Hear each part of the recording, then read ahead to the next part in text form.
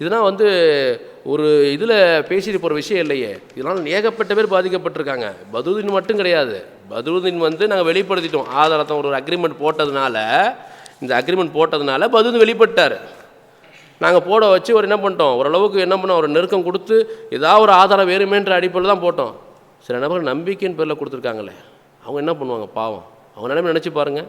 எந்த அடிப்படையில் கொடுத்தாங்க?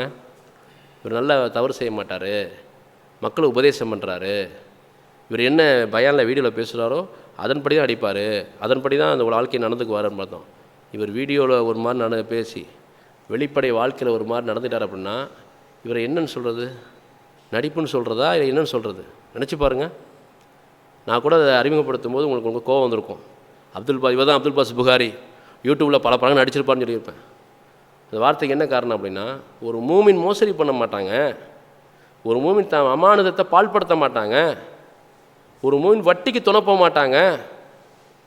அல்லாஹ் குர்ஆனில் எப்படி சொல்கிறான்?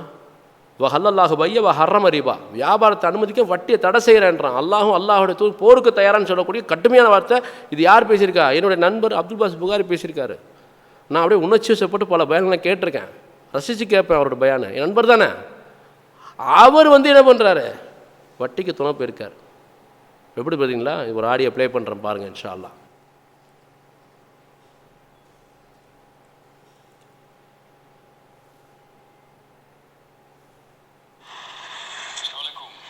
ஜாவித், ஆக்சுவலி நான் கொஞ்சம் நேற்று வந்துட்டு ஃப்ளைட்டில் இன்னைக்கு தான் திருச்சி வந்து சேர்ந்தேன். எனக்கு என்னென்னா ஒரு 20 lakhs மட்டும் கொஞ்சம் தரணும். இது ஆக்சுவலி அந்த ஒன்றுக்காக தான் வெயிட் பண்ணேன். இன்றைக்கி கொடுத்துருவோம் இன்ஷால்லா. கொடுத்துட்டா மொத்தமாக எடுத்துகிட்டு நாளைக்கு காலையில் இங்கிருந்து கிளம்பிடுவேன். எனக்கு கொஞ்சம் ஒரு நாள் 2 நாள் டிலே ஆகிறதுனால கொஞ்சம் இன்ட்ரெஸ்ட் வேணால் கொஞ்சம் எக்ஸ்ட்ரா வச்சுக்கோங்க இன்ஷால்லா. நாளைக்குள்ளே இன்ஷால்லா செட்டில் பண்ணிடுறேன். கொஞ்சம் நாளைக்கு மட்டும் டைம் கொடுங்க இன்ஷால்லா. மொத்த அமௌண்ட்டை வாங்கினா தான் எனக்கும் சேஃபாக இருக்கும். நம்ம கொஞ்சம் கொஞ்சமாக பிச்சு கொடுத்தோன்னா நல்லா இருக்காது இன்ஷால்லா. நாளைக்கு ஈவினிங் வர டைம் கொடுங்க. இன்றைக்கி நான் உங்களுக்கு என்ன பண்ண முடியுமோ அதை பண்ணி அனுப்பி வச்சுறேன் இன்ஷால்லா. உங்கள் அக்கௌண்ட் டீடைல்ஸ் மட்டும் எனக்கு இந்த செக்கில் இருக்குது, அதை வச்சு நான் ஃபாலோ பண்ணிக்கிறேன் இன்ஷால்லா. மீட்ரு வட்டிங்க கொஞ்சம் எக்ஸ்ட்ரானாலும் பரவாயில்ல, கொஞ்சம் எக்ஸ்ட்ரா வாங்கிக்க, இன்ட்ரெஸ்ட் கொஞ்சம் எக்ஸ்ட்ரா வாங்கிக்கோங்க. ஆனால் பயானில் எப்படி சொல்லுவார்? வட்டி ஹராம், பெரும்பாவம், அழித்தொழிக்கும் பெரும்பாவம் வட்டி அப்படிம்பாங்க. ஹர்ரம் ரிபா அப்படிம்பார். அல்லாஹ் வியாபாரத்தை அனுமதிக்கிறான், வட்டியை தடை செய்கிறான். ஹும் ஃபீஹா ஹாலிதூன், நரகத்தில் நிரந்தரமாக இருப்பீர்கள். அவர் பேசின பையன் நான் கேட்டிருக்கேன். ஆனால் அவருடைய ஆடியோ கேட்டால் அஸ்ஸலாமு அலைக்கும் ஜாவித்ஜி, கொஞ்சம் வேலையாக இருந்தது அதை எடுக்கல. நான் உங்களுக்கு கால் பண்ணுறேன் நைட்டுக்குள்ளே. ஒரு மனையை முடிச்சுட்டு காசை வாங்கிட்டோம், இன்னொரு மனையை முடிச்சிட்டோம். அதாவது அந்த யார் ஓனரோ அவர்கிட்ட வாங்கி நம்ம ஃப்ரெண்டு பேரில் ரெஜிஸ்டர் பண்ணிட்டோம். இவர்கிட்ட இருந்து நாளைக்கு காலையில் வந்து அந்த பையர்ட்டை வந்து மாற்றுறோம். சரியா? ஸோ நாளைக்கு இன்ஷால்லா ரெஜிஸ்ட்ரேஷன் முடிஞ்சிடும். ஸோ 2 பணத்தையும் எடுத்துகிட்டு ஒரேடியாக வந்துட்டு உங்கள் பணத்தை நான் செட்டில் பண்ணிடுறேன் இன்ஷால்லா நாளைக்கு. மேக்ஸிமம் நாளை கழிச்சு காலையில். சரியா? அதுக்குள்ளே முடிச்சிடறேன். அதுக்கு ஏதாவது இன்ட்ரெஸ்ட் உங்களுக்கு எக்ஸ்ட்ரா ஆச்சுன்னா கூட அந்த நீங்கள் உங்களுக்கு நான் தர வேண்டிய அமௌண்ட் இருக்குது, நீங்கள் ஒரு 16,000 எடுத்தாலும் அதை கூட கழிச்சுக்கோங்க.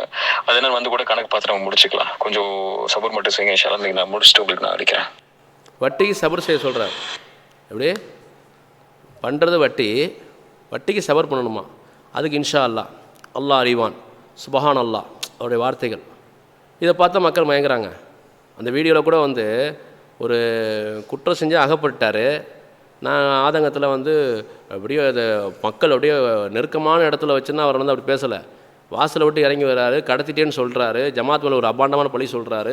அந்த ஆதங்கத்தில் இருந்து என்ன பண்ணுறோம், நம்ம கேட்குறோம். மனசு கேட்கல, ஆதங்கத்தில் கேட்குறோம். மனசு கேட்கலாம். சரி, நீ நல்லவனாக இருந்தானே அவங்களை கேட்டுக்க மாட்டோம்.